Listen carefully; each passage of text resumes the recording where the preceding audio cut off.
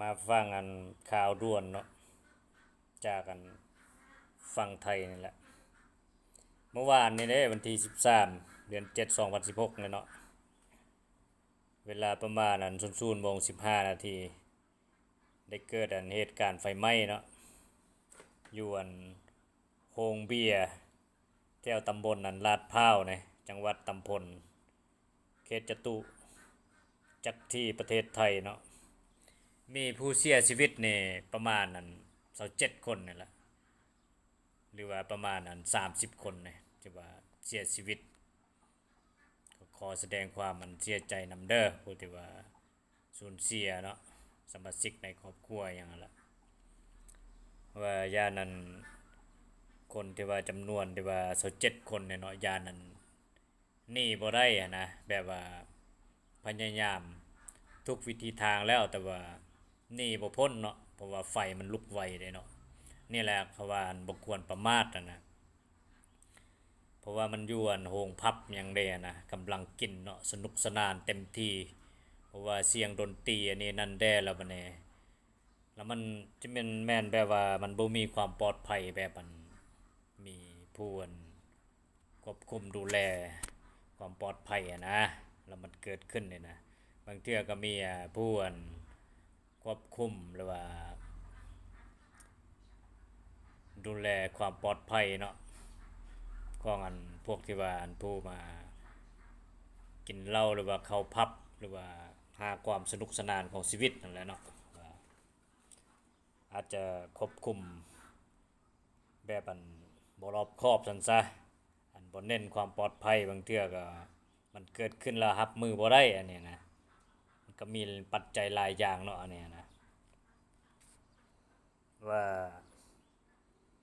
คือว่าแล้วโรงพับเนี่ยมันบ่อนสะสมแอลกอฮอล์เนาะเพราะว่า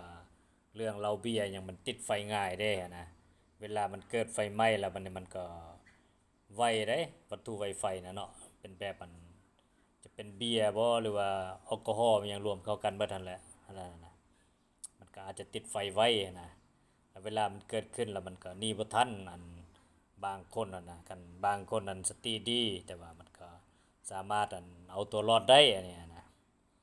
ก็คือตัวอย่างว่าคนที่เสียชีวิตประมาณ27คนนี่นะอันแบบเขาจะเมาบัดนี้เวลาอยู่ในผับเนาะเสียงดนตรีหยังมันเฮ็ดให้ชีวิตสนุกสนานแล้วลืมความปลอดภัยบัดนี้นะแล้วก็ประมาทเลิศเลออันนี้นะปัญหาต้นตอนะแล้ววันนี้เวลามันเกิดไฟไหม้เนาะมีควันมีหยังเด้มันก็เมาแล้วมันก็สติแบบมันเลอนะสติมันแบบมันก็เมาไปนำแล้วบัดนี้เฮ็ดให้ประมาทแล้วบัดนี้บ่ฮู้ทางออกซั่นซะเพราะว่าควันไฟมันหลายเนาะอยู่จอกแจใดมันหยังมันก็ คือว่าแล้วมันเป็นควันดำเด้เวลามันเกิดไฟไหม้อย่างนั้นนะแล้วบัดนี้บ่จื้อเส้นทางบัดนี้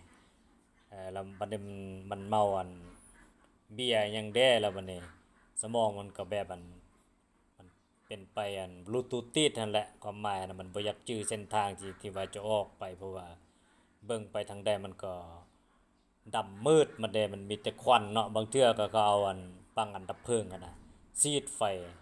ซีดใส่เปลวไฟนะแล้วมันนี่มันเฮ็ดให้ควันไฟแด้แล้วก็ควันดับเพลิงหันแด้แล้วมันนี่มันเฮ็ดให้ลายตาแล้วมันแนมบ่เห็นแล้วมันนี่เวลาที่ว่าสูดลมหายใจเข้าไปแล้วมันก็เมาควันที่ว่าดมเข้าไปหันแด้เนาะแล้วมันเฮ็ดให้สตินะสติมันมืดตึ๊บเลยบัดนี้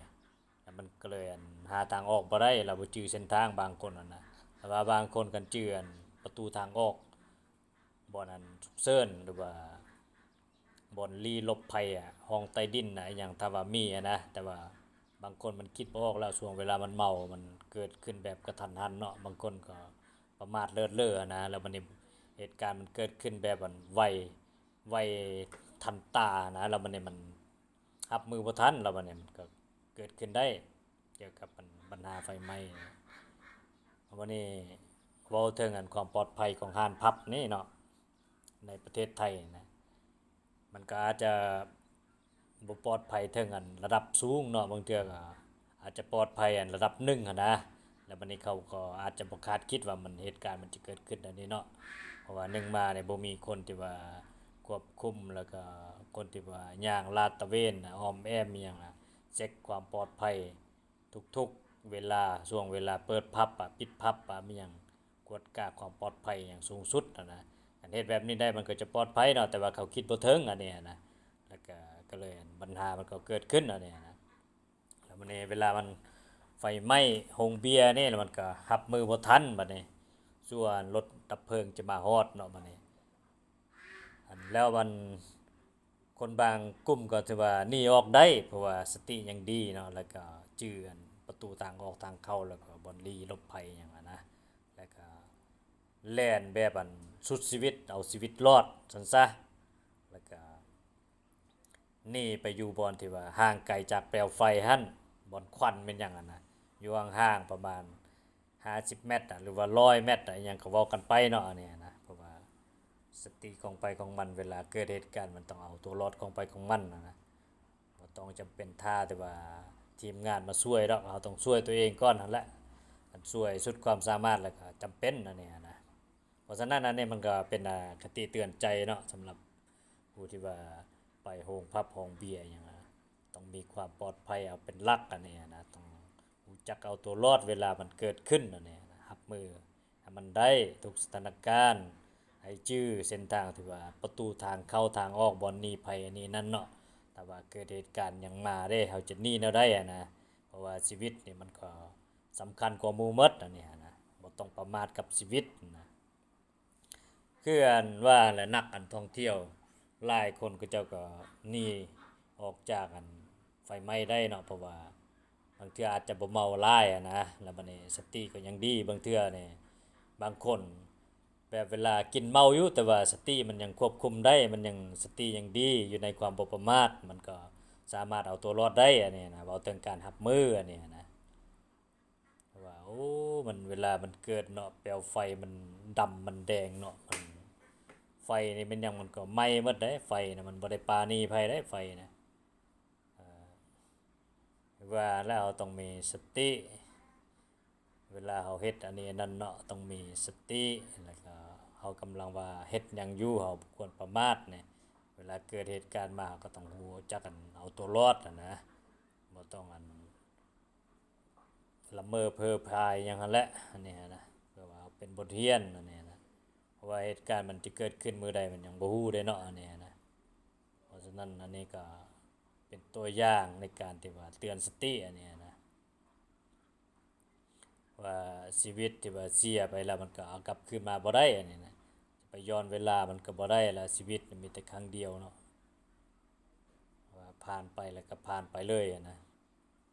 ต้องระมัดระวังเป็นพิเศษอันนี้นะบ่ว่าจะไปกินอยู่โรงผับหรือว่า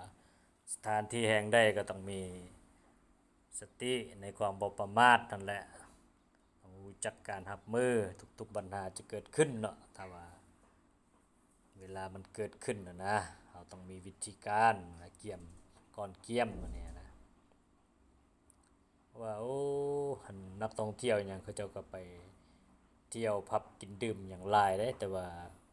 เวลาเกิดเหตุการณ์บางคนมันก็พลิกไว้มันก็เอาตัวรอดได้เนาะคือตัวอย่างว่านักท่องเที่ยวคนต่างประเทศเนี่ยแล้วก็แล่นหนีออกจากกันโรงจักโรงบาร์นะโรงพลับนะโรงเบียร์โรงอันที่ว่าหาความสุขโรงพับหยังนั่นล่ะว่าอันนี้ก็ที่ว่าโชคดีที่ว่ายังฮู้จักกันวิธีเอาตัวรอดเนาะเนี่ยนะคือว่าและต้องมีสติอยู่ในการที่ว่าดื่มของมึนเมาอหยังก็ต้องคิดถึงความปลอดภัยเป็นหลักกันแหละฝากกดไลค์กดแชร์